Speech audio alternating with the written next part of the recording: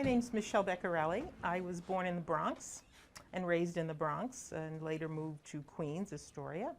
And then we moved to Westchester. I was raised by very Italian parents, although my mother was born here, but you wouldn't really know it. And my father came here when he was 16 from Valceno, nearby, a little hamlet near Bardi.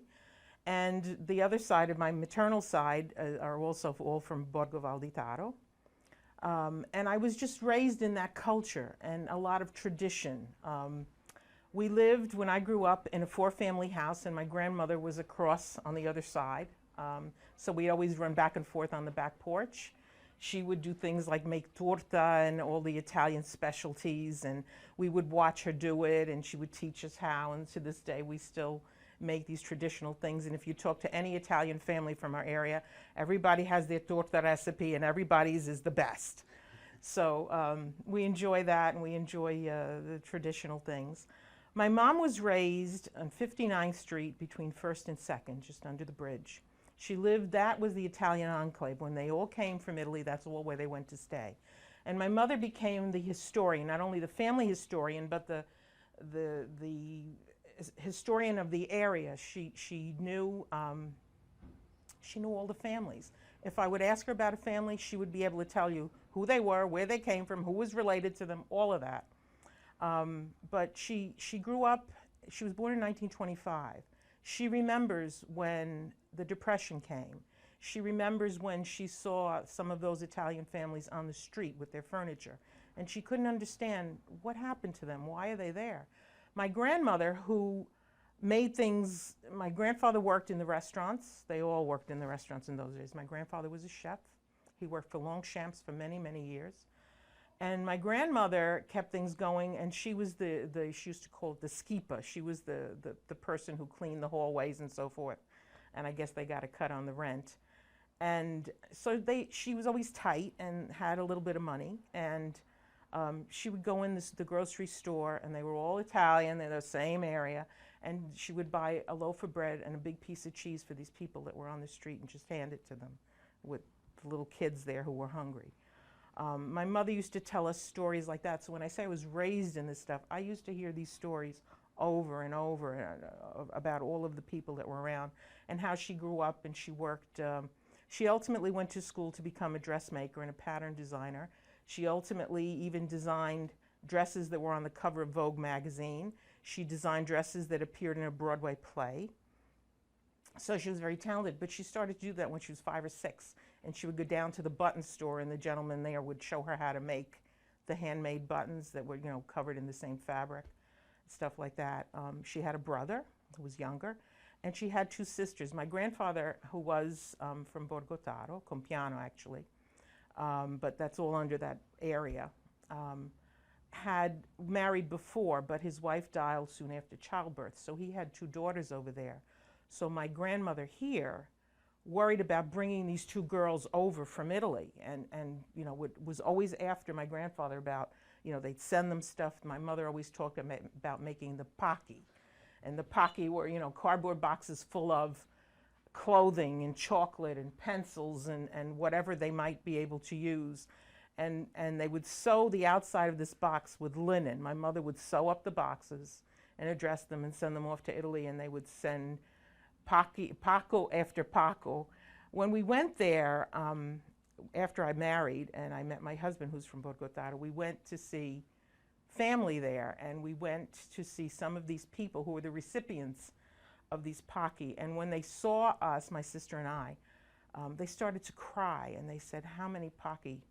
Because they were really without. They really were suffering in Italy in those days. How many pacchi your grandmother sent us, and that was that side of the family, but she also sent the pacchi to the 2 girls. Eventually she brought them over. So all of these families then, my aunts married, they raised their kids, we were all close. We all attended the Italian dances that happened very often. And at those days, there were a lot of dances for charity. Pete Spagnoli used to play for them, who, if you ask any of us, everybody knows who Pete Spagnoli was. He played at my wedding, which was at Tappan Hill. It was an upscale place, but Pete Spagnoli was there.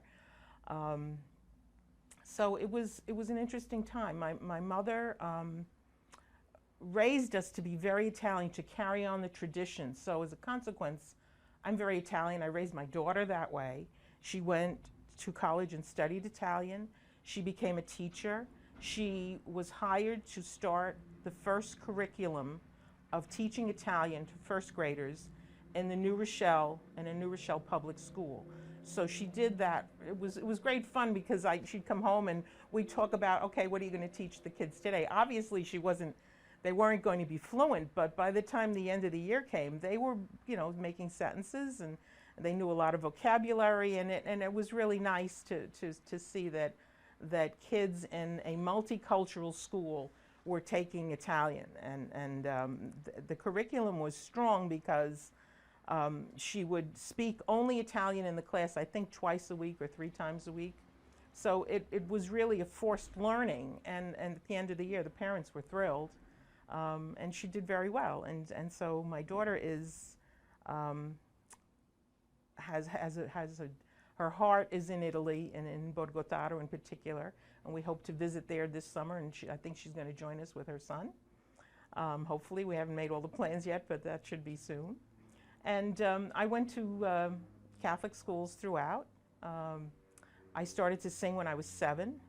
I still sing in church. I sing for weddings and things like that. I'm a first soprano. And I sing the Italian national anthem and the American national anthem at the opening of some of our dances. I've been doing that for a number of years, and a few other things. And we enjoy coming to the club. Fratelli d'Italia, l'Italia, sede sta dell'elmo. Discipio secinta la testa. Yes, it's I enjoy it. I met my husband at an Italian restaurant on 61st and First Avenue in the city.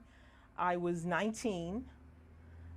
It was not a place that I would typically go, but I had a cousin that was an Italian cousin that was here from France, and my mother was pushing me to be nice and go out with my Italian cousin. She was just here, and she didn't really know a lot of people, and so it was like one of these, okay, I'll go. And it turned out that a lot of the Italians at that time, the young men and the waiters and so forth, would frequent this place, and they'd come in later after their shifts were over and they were finished working. And it so happened that particular night, Tony came in with his friend, and she knew his friend, and then we got up to sit all together, and I wound up sitting next to him, and then he asked me to dance, and that was that. And we've been married, it'll be 47 years in August, so he's the kindest man I know. Coming to the club is, it's tradition. It's just more of what I was raised in. I speak the dialect fluently, the Valtarese dialect. The Italian I get by, but I make mistakes. But the Valtarese I can rattle on and on and on, and I learned that from my grandmother. And then my husband's. Has a little bit of a French word? Yes, it does. It does, because I took French in high school, and I had trouble keeping them separate, because when I didn't know the word, I would substitute the dialect word in French for the French. It wasn't quite right, but it was close. And my teacher appreciated that I at least had the semblance of some other language. It was helpful to study French, especially when we're speaking with family. Everybody now in Italy, they're uppity a bit. They only speak Italian. They don't like to speak the dialects. And as a consequence, the dialects are being lost. My daughter understands all of the dialect, and she can say some stuff because I beat it into her. But it's a shame to lose those things. It's a shame to lose the dialects, regardless of which dialect it is. If you go, and even our relatives, I speak to them in the dialect because I try in the Italian, and then I can't speak fast enough. So I just say, I'm speaking in the dialect, but they understand me, and they answer me in real Italian, and I understand them, and then we, tiro avanti così, we go ahead that way. Yes, we have friends, certainly. And the people that we see, Aldo and his wife, certainly, and Anna and Pietro. And we know a lot of people. My daughter met her best friend here. We always come New Year's Eve because it's the best place. It's a bargain. You don't get mistreated. You're people you like, And my daughter was maybe they were 10, And this other family had a daughter the same age, and they were sitting at the tables back to back. And me and the other girl's mother were trying to get them to talk. And they wouldn't do it, and they wouldn't do it. And finally, in the end, they started to talk.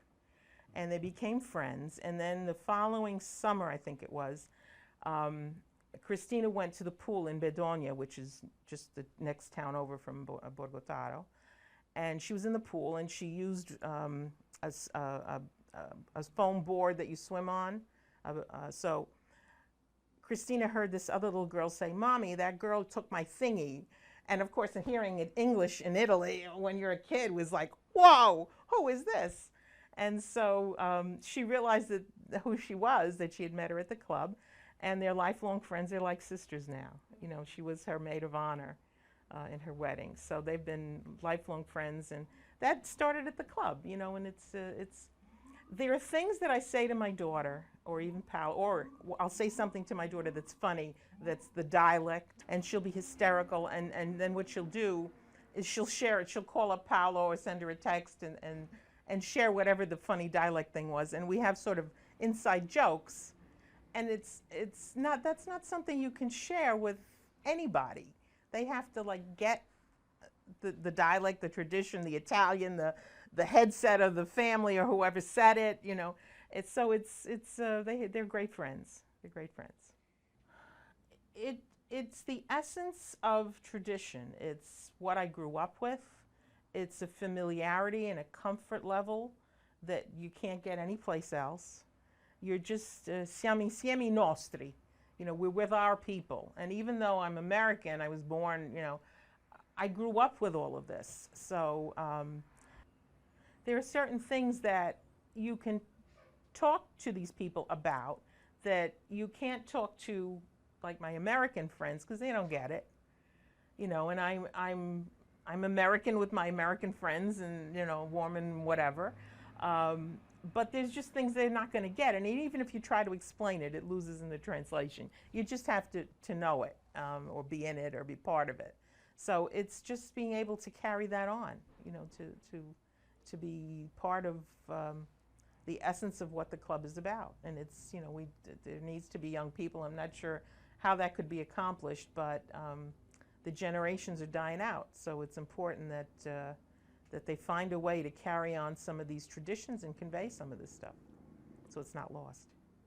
Don't let the traditions die. You know, when I was a kid, there was a movie called Roots, and everybody went crazy about, learning about their roots. Well, you have it right in front of you. Don't let it go. Talk to people that can tell you about what the traditions were and where you come from and why things are the way they are. It's important.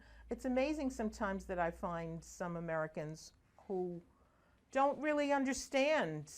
They don't know where their families came from. They don't understand anything about it, and they're just American. And there's nothing wrong with that.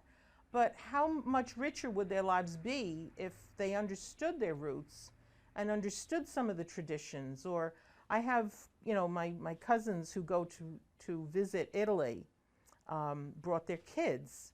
And my cousins were not, even though they were my aunts, my mother's sister, were not necessarily raised as Italian as I was. They didn't listen to all these stories and things. So they're very American. And when they went to Borgotaro the first time, they thought they died and went to heaven. You're missing out. You really should seek it out, talk to people. I started to write, and one day, now once I fully retire, people asked me about going to Borgotaro, and I would tell them in an email or something where to go and what to go see and what to do, and the ice cream parlor and this store sells this and this bakery has that and this is the best place for torta.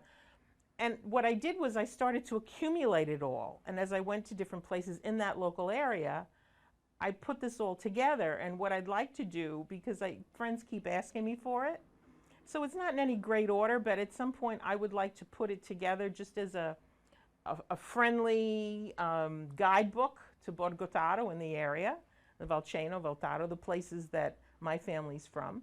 And I share that with people, and I think they enjoy it. They really do read it, and they really go to the places that we recommend, and it's fun. It's fun. So one day when I'm fully retired, I'm going to edit it and make it a little better than it is.